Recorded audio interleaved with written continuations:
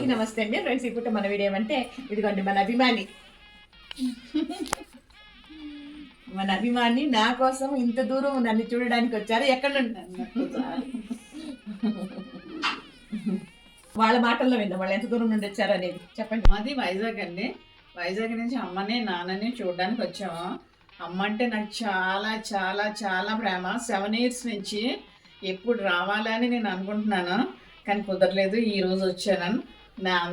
నేను పడుతున్న ఆనందం మరి నేను మాటల్లో అయితే చెప్పలేను. ఆ ఆనందాన్ని అమ్మకి మరి అమ్మ నన్ను ఎలా దీవిస్తుందో నాకైతే తెలీదు.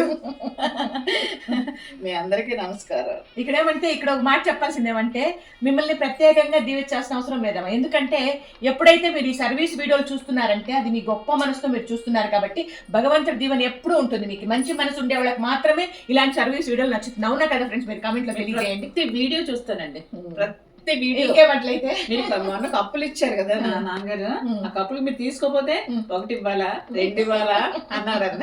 మన వీడియో ప్రతి వీడియో గురించి ఎక్స్ప్లెయిన్ చేస్తున్నారు. ఈ వీడియోలు ఇట్లా, ఆ వీడియోలు ఇట్లా అన్నట్లుగా ఇదంతా కూడా కడుపులు అన్నేనండి.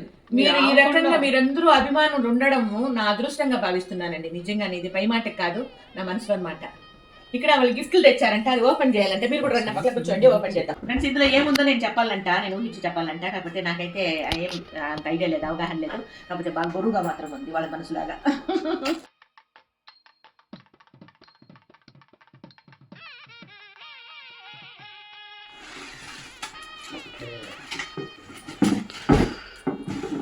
సూపర్.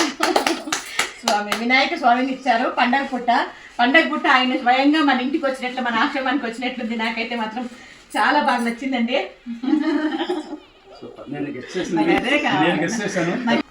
నాకైతే ఆనంద బాష్పాలు వచ్చేస్తున్నాయండి.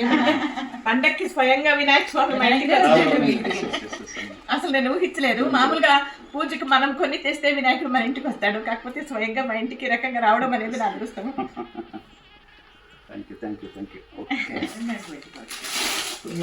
అమ్మవారు, లక్ష్మీ అమ్మవారు.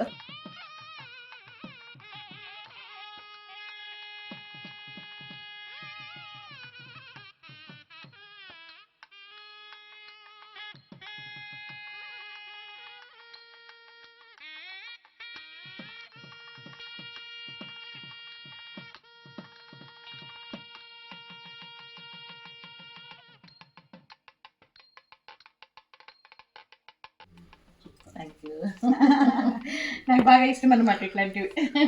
చెప్తా ఉంటాను కదా వీడియోలో కూడా చెప్తారు కదా ఫ్రెండ్స్. అదే విధంగా వాళ్ళ వంతు అన్నదానానికి కూడా సహాయం మన ఆశ్రమం.